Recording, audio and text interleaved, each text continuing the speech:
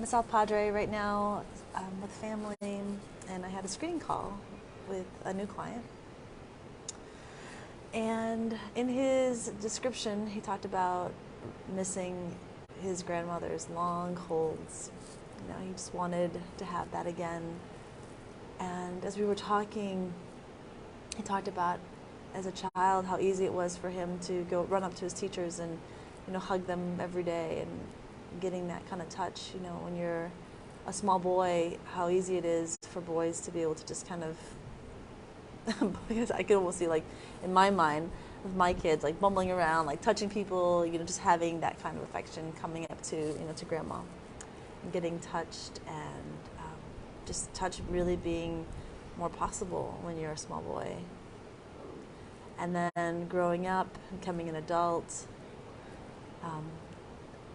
my clients who are very touch, that touch is like their love language, or touch is the thing that, like, how they receive love.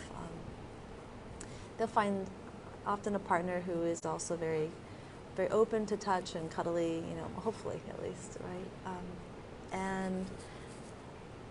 And he had that, and as the years go by and children come into place, and medical issues, and just body heat. You know, sometimes actually I'm a little bit worried about body heat because I think I run a little hot. And I think my clients are gonna be like, I'm gonna die here. And when I hold them, they may feel like, oh my gosh, she's hot.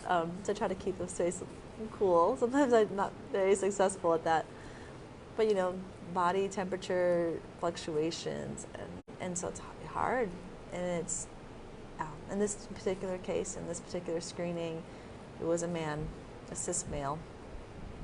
And just talking about, like, how hard it is to access touch as a man in our society, that you can't just run up to an adult that you trust or that you're close to and hug, right? That's not always easy. And you know, grandma's not around anymore to do that. And we kind of laughed because, you know, with his kids, there's family members that are really cuddly with the kids, and that's beautiful. But you can't just run up to, like, your mother-in-law and just be like, "Can you hold me?" That was really funny. And in that moment, I was extremely touched by how hard it is, and you know, like, just the love and respect that he has for his wife, and and, like, you know, he understands that right now it's not a good time, and it's hard, and life is hard, and there's all these issues, and she may not want touch, and he respects that, right? So then what? Where do you go? Where do you go when you don't have, you know, people? Because it's not just about just finding one person either, right? Like, it needs community, and if you're a cis male in our society, it's really hard.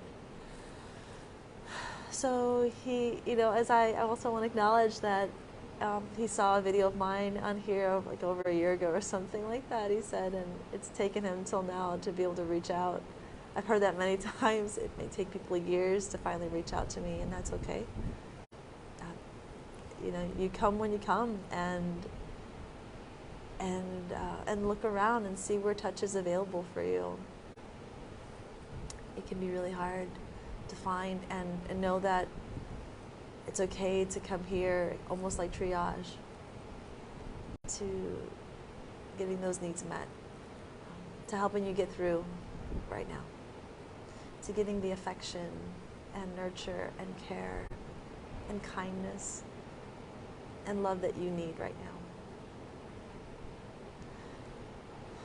And I'm so happy I exist, and all those people out there who are doing this work, that we all exist, because it's hard. It was so bizarre in my body and in my being. This shouldn't be hard. This really shouldn't be hard. This is a basic need, and it should not be hard for people to access. And I'm sad and angry about it. And I'm sorry. I'm deeply sorry that it is hard. I wish it wasn't hard. shouldn't have trouble finding touch, you know? So, thank you for being here, watching this, supporting this, for your views actually allow the algorithm shares this with other people. That's what's powerful about YouTube. And people find it and they're getting the touch that they need. And if you have the courage, ask someone you love to hold you and set a timer. I think that's important. Sometimes we get hugs, but they're not long enough. You know, when grandmother would hold you for a really long time, and now she's not here to do that anymore. Ask someone to hold you for, wow, a minute maybe, you know? I mean, 20 seconds is when oxytocin kicks in. Maybe ask someone to hold you for a minute, for 2 minutes. Set a timer on your phone.